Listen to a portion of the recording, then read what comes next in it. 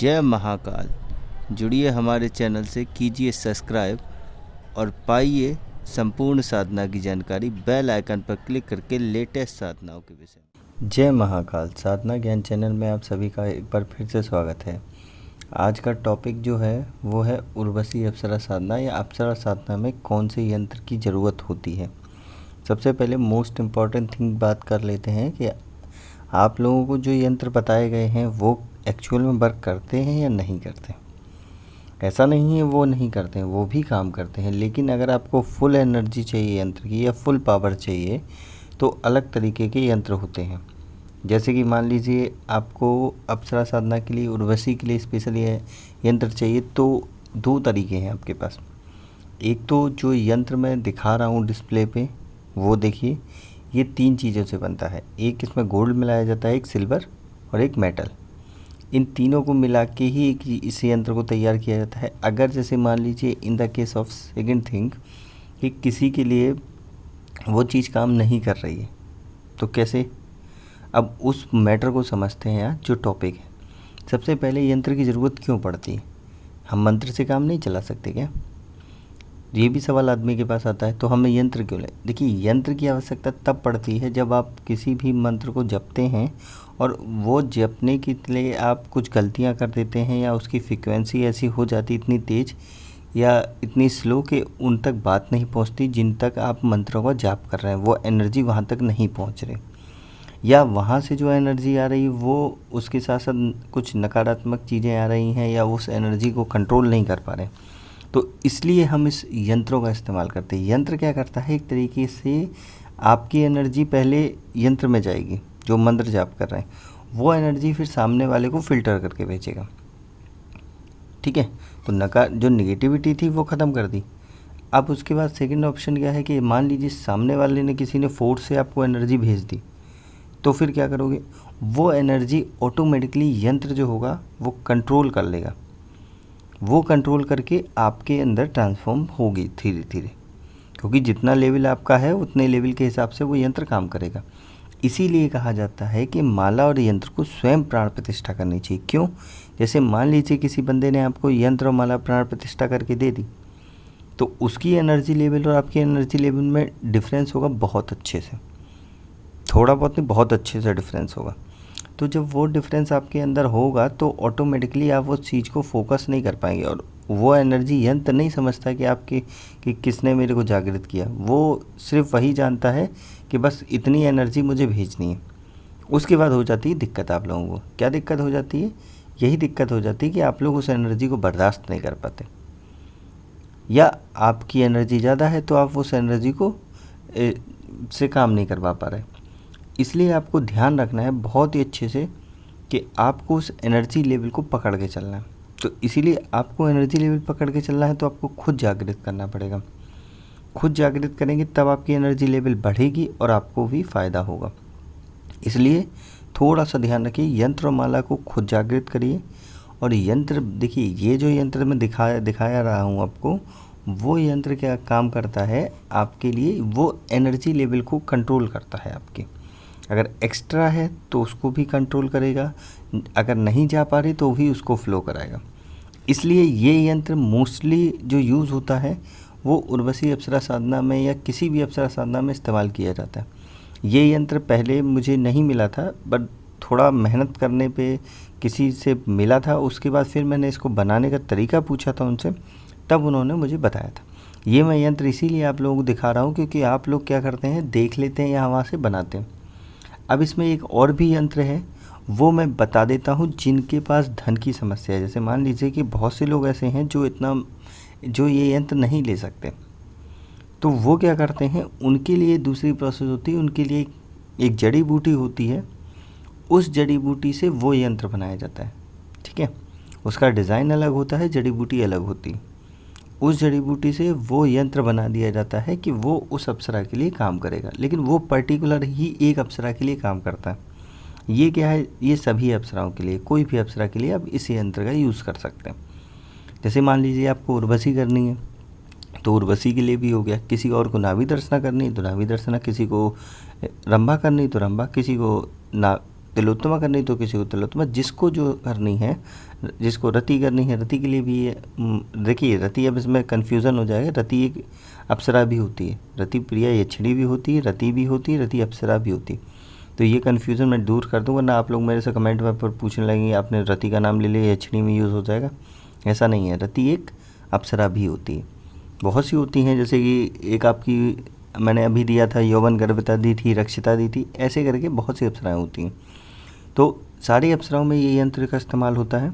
और बाकी अगर किसी का स्पेशली अलग से यंत्र बनता है तो वो अलग है, लेकिन ये मोस्टली सब में यूज़ हो जाता है। अब जैसे मान लीजिए आपके पास इतना अमाउंट नहीं होता है कि आप इस यंत्र को बनवा सकें या ले सकें, तो आप लोगों के लिए एक स्पेशल होता है कि हम अलग से एक तरीका बता देते हैं, जिसको जो साधना करनी होती है, जो हमसे विधि लेता है कि क्योंकि मैं पर्टिकुलर सबको तो विधि देता नहीं हूँ अप्सरा की, ग्रुप में कुछ लिमिटेड लोगों को ही देता हूँ।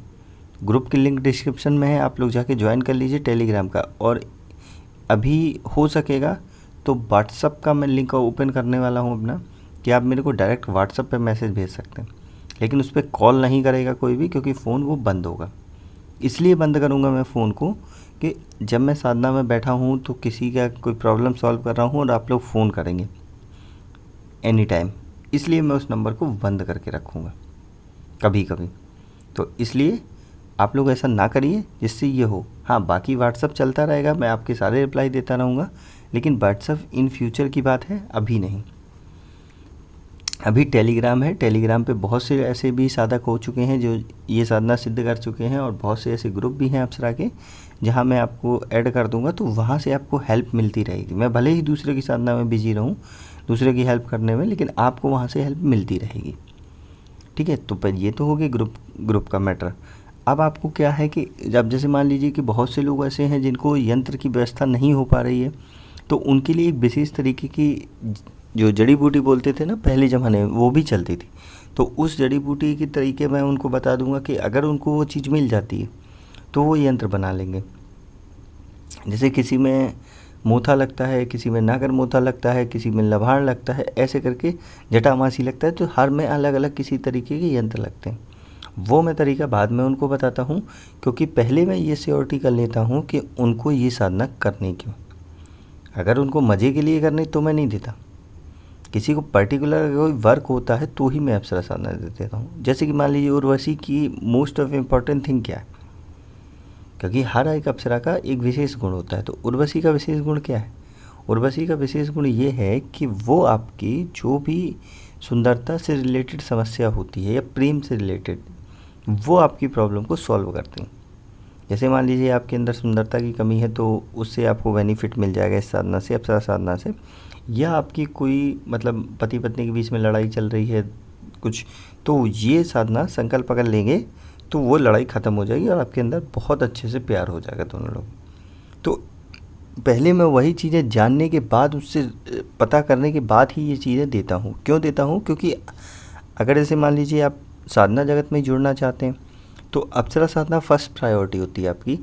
और यंत्र क्या काम करता है कि आप जब खुद करते हैं एक एक स्टेप, तो यंत्र आपका काम क्या करता है, भले ही आपका यंत्र बाद में इस साधना के बाद रखा रहे, लेकिन वो एनर्जी एक जगह स्टोर है। जब कभी भी आपको कोई भी ज़रूरत पड़ती है तो वो एनर्जी निकल के दूसरे यंत्र पर चली जाती है। इसलिए ही बोलता हूँ मैं कि किसी भी चीज़ को खुद जागृत करो। आई थिंक आप लोग समझ गए होंगे। अब इसमें माला का भी अब पंगा हो जाएगा। आप लोग बोलेंगे कि माला कौन सी यूज़ होती है, तो माला इसमें स्फटिक की यूज़ होती है। स्फटिक की देखिए, आप चाहे साफ बाली ले लें या थोड़ी कम साफ ले लें या डायमंड कट ले लें, जो भी लेना हो उसमें कोई फ़र्क नहीं पड़ता। फ़र्क पड़ेगा तब जब आप उसके मंत्रों की फ्रीक्वेंसी को छेड़ेंगे।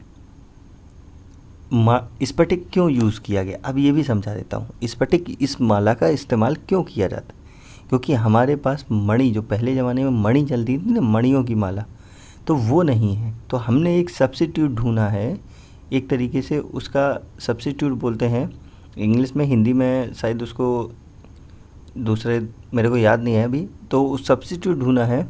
तो सब्स्टिट्यूट का सिंपल थिंग है कि हमने उसके समान दूसरी चीज़ ढूंढ ली है, एक कॉपीराइट समझ लीजिए। तो हमने उसकी एक कॉपी ढूंढ ली है जो वो सस्ते में और वही फ्रीक्वेंसी पे काम करती है। इसलिए कहा जाता है कि स्फटिक की माला का यूज़ होगा। माला के विषय में बहुत कम जानकारी है यूट्यूब पे, और समय मिलेगा तो ही मैं बता पाऊँगा आप लोगों को कि माला कौन सी माला में क्यों ये यूज़ करी जाती हैं। वैसे मैंने माला की 1-2 वीडियो बना दी हैं, उसमें आपको आधे से ज़्यादा समझ में आ गया होगा। अगर फिर भी अगर नहीं समझ में आया कि क्यों ये यूज़ करेगी स्फटिक, अब आपको समझ में आ गया होगा। अब मोतियों की माला या माणिक, माणिक मतलब मणियों की माला, तो मणियों की माला का आपको समझ में आ गया होगा अच्छे से कि मणि हम किसके लिए, किसी को लुभाने के लिए, किसी को आकर्षित करने के लिए, किसी को कंट्रोल करने के लिए, किसी का वशीकरण करने के लिए, या किसी से प्रेम बढ़ाने के लिए, इसके लिए इस्तेमाल करते थे हम लोग, क्योंकि तभी हम दान देते थे ना पहले के राजा महाराजा। तो इसीलिए हमने उसका सब्स्टिट्यूट ढूंढा है, एक तरीके से सेकंड ऑप्शन ढूंढा है उसका माणिक का। माणिक का सेकंड ऑप्शन हमारा स्फटिक होता है। इसलिए हम अप्सरा साधना या राजसिक साधनाओं में, क्योंकि राजा ये लोग साधना करते थे, तो राजसिक साधनाओं में हम हमेशा ही स्फटिक की माला का इस्तेमाल करते हैं। अब क्या है कि इसमें भी कन्फ्यूज़न ये होता है कि किसी किसी साधना में आपकी हकीक की भी माला यूज़ होती है, रुद्राक्ष की भी होती है। कैसे होती? वो जिस गुरु से आपकी विधि है उस पैटर्न को मिलाएंगे तब वो माला आपकी उसी तरीके की हो जाएगी। ये विधि बदलेगी तो माला भी बदल जाएगी। जैसे कि मोस्टली मेरे में साबर वाली विधि में हकीक की माला का इस्तेमाल होता है अप्सरा साधना में, क्योंकि मुझे जो मिला है, जो मैंने देखा है, प्रमाणित समझा है, वो वही है। और दूसरी साधना है जो सात्विक है, जिसमें ज़्यादा साबर नहीं है, वो वाली में हम माणिक का इस्तेमाल करते हैं। माणिक मतलब स्फटिक, समझ लो, कन्फ्यूज़न हो जाएगा आपको। स्फटिक का इस्तेमाल करते हैं। और जो हमारी एक और साधना है वो थोड़ी उग्र है, गृहस्थ साधक नहीं कर सकता, उसे थोड़ा जो जंगल अंगल में रहता है वही कर सकता है, उसमें रुद्राक्ष की माला का इस्तेमाल करते हैं। तो ऐसे ही समझ में, माला समझ में आ गई, यंत्र भी समझ में आ गया कि यंत्र भी कैसे काम करता है। यंत्र क्या समझ में आ गया जब आपको काम कैसे करता है। अब यंत्र में आ जाता है बनाने का तरीका। बनाने का तरीका ही बहुत अलग है। बनाने के लिए आपको देखिए अनार की कलम का इस्तेमाल होता है, लेकिन वो लानी कैसे है, सबसे बड़ा कन्फ्यूज़न ये है कि किस दिन लानी है, कैसे लानी है, ये नहीं पता है आदमी को। बस उठा के लाए, तोड़ ली, हमने बना ली। बहुत बड़ी दिक्कत ये भी होती है। दूसरी बात, हमें किस पे बनाना है। अप्सरा के भी यंत्र एक भोजपत्र पे बनता है, ठीक है। भोजपत्र वाला अलग काम करता है, कपड़े वाला अलग काम करता है, उससे भी एक केले के पत्ते वाला अलग काम करता है, और जो 3 मेटल से बना होता है, धातुओं से बिन के बना होता है, वो अलग फ्रीक्वेंसी पे काम करता है। और सबसे बेस्ट ऑप्शन होता है जो आपका फ्रीक्वेंसी मेटल पे काम करती है। उसके बाद आता है आपका कपड़े पे। कपड़ा मतलब कपड़े पे जो जड़ी बूटी से या विधि से बनाते हैं वो। उसके बाद थर्ड ऑप्शन आता है आपका भोजपत्र वाला। आपको क्या है कि क्योंकि इसलिए भोजपत्र वाला देते हैं, जो भी साधना की विधि देते हैं आपको, कोरियर करते हैं सामग्री, भोजपत्र वाला क्यों देते हैं? क्योंकि वो उनको कॉस्ट में सस्ता पड़ता है, और उसकी फ्रिक्वेंसी भी इतनी हाई नहीं होती कि आपको बात आपकी ऊपर तक पहुँचे, तो उन्हें भी ज़्यादा रिस्क नहीं लेनी होती। ये बात है ना, तो इसलिए वो आपको भोजपत्र वाला देते हैं। तो ये सब आपको अब समझ में आ रहा है, क्योंकि मैं बता रहा हूँ, ये कहीं भी नहीं मिलेगा आपको, क्योंकि ये एक एक्सपीरियंस है। और एक्सपीरियंस मैं वही कह रहा हूँ कि जब तक कोई भी चीज़ करनी है, आप खुद एक्सपीरियंस करेंगे ना, तब आपको समझ में आएगी कि चीज़ होती क्या है। और जब तक एक्सपीरियंस नहीं करेंगे ना, तब तक आप बस यूट्यूब पे यही सुनते रहेंगे कि हाँ अप्सरा साधना में ऐसे अनुभव होते हैं, ऐसे अनुभव होते हैं, ये होता है, वो होता है। लेकिन जब आप खुद एक्सपीरियंस करेंगे ना, तब आपको समझ में आएगा कि हर आदमी का एक अलग ही अनुभव होता है। अब जैसे कि मान लीजिए आप हैं और आपका भाई है, दोनों का नेचर अलग अलग है, दोनों की विल पावर अलग अलग है, दोनों की ताकत अलग अलग है, दोनों की खाने की कैपेसिटी अलग अलग है। तो अनुभव एक जैसे कैसे हो सकते हैं? वो भी तो अलग अलग होंगे ना। तो यही सेम कंडीशन होती है साधना में कि हर आदमी की पावर अलग अलग है, तो अनुभव भी अलग अलग होंगे।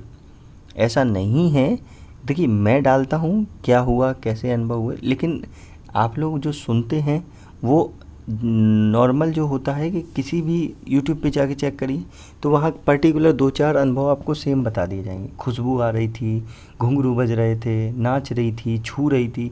अरे ये कुछ नहीं भाई, तुम्हारा अनुभव अलग होगा, तुम्हारा अनुभव अलग होगा। हाँ, एक आध भले ही सेम हो सकता है, मान लीजिए खुशबू आ गई एक दिन है, अब इसका मतलब ये थोड़ी कि वो तुम्हारे सामने घुंघरू बजाएगी और तुम्हें टच करके जाएगी, तुम्हारे वो 2-3 अनुभव अलग होंगे। पता पड़ा वो तुम्हें कब दिखाई देने लगे, या तुम्हारे टच करने की जगह वो तुम्हारे सामान के साथ खेलने लगे जो तुम्हारा सामान रखा है कमरे में, या तुम मुझसे बात ही करने लगे। वो तुम्हारे अनुभव हैं, क्योंकि वो तुम्हारी एनर्जी है, वो तुम्हारी कैपेसिटी है, दूसरे के साथ नहीं होगा। तो इसमें क्या होता है कि आप लोग सोचते हैं कहीं साधना गलत तो नहीं चल रही, कहीं ये नहीं हो रहा, कहीं वो नहीं हो रहा। जिस दिन आपको ये ख्याल लगने लगे कि मैं क्या कर रहा हूँ, फालतू का कुछ हो नहीं रहा, तो ये समझ लो कि आपका मंत्र की फ्रिक्वेंसी बहुत सही जगह जा रही, वो चीज़ आपको भटका रही है अपने रास्ते से। तो मेरे हिसाब से आज जो मैंने समझाया वो बहुत अच्छे से आपको समझ में आ गया होगा कि कैसे यंत्र काम करता है, कैसे उसकी फ्रिक्वेंसी को सेट किया जाता है, और कैसे आपको इसको इस्तेमाल करना चाहिए यंत्रों को। अब रही बात यंत्रों की प्राण प्रतिष्ठा करने की, यंत्रों की प्राण प्रतिष्ठा जो होती है वो अलग अलग विधि से होती है, और हर एक यंत्र की अलग अलग विधि से प्राण प्रतिष्ठा होती है। ठीक है, क्योंकि हर की एक एक अलग अलग फ्रिक्वेंसी है। सीधी बात समझिए, आपके पास मोबाइल है, मोबाइल में आपके नंबर के सिम है, अगर आपको कोई फ़ोन मिलाएगा तो आपके उसी नंबर से मिलाएगा ना। ऐसा तो है नहीं कि मेरे मोबाइल पे फ़ोन मिलाएगा और आपसे बात हो जाएगी, नहीं होगी ना। तो सेम वही यंत्रों को जागृत करने का तरीका है। मैं शॉर्ट में इसीलिए समझाता हूँ कि आपको समझ में आ जाए। अब अगर आपको ये वीडियो समझ में आ गई हो तो आप अपनी राय कमेंट में ज़रूर दीजिए, और जो भी आपको समझ में आ रहा हो, जो नहीं समझ में आ रहा हो, वो हमसे टेलीग्राम में ग्रुप में पूछ लीजिए, लिंक पड़ा है, मुझसे पर्सनल बात करने का भी पड़ा है। और बाकी आपको कुछ भी डाउट हो रहा हो तो डायरेक्ट पूछिए, कोई दिक्कत नहीं है। ठीक है, वीडियो अच्छी लगी हो तो लाइक करिए। अब इजाज़त दीजिए, आगे कुछ और भी ऐसी टॉपिक लेके आऊँगा, और जिसे भी अप्सरा साधना से रिलेटेड कोई भी मतलब साधना करनी है तो वो संपर्क कर सकता है। अगर मुझे लगेगा वो पात्र है तो मैं उसको आगे की विधि का प्रोसेस बताऊंगा, नहीं तो उसे बता दूंगा कि आपको ये साधना करनी चाहिए। अब मेरे को इजाज़त दीजिए, तब तक के लिए जय महाकाल। जुड़िए हमारे चैनल से, कीजिए सब्सक्राइब और पाइए संपूर्ण साधना की जानकारी बेल आइकन पर क्लिक करके लेटेस्ट साधनाओं के विषय में।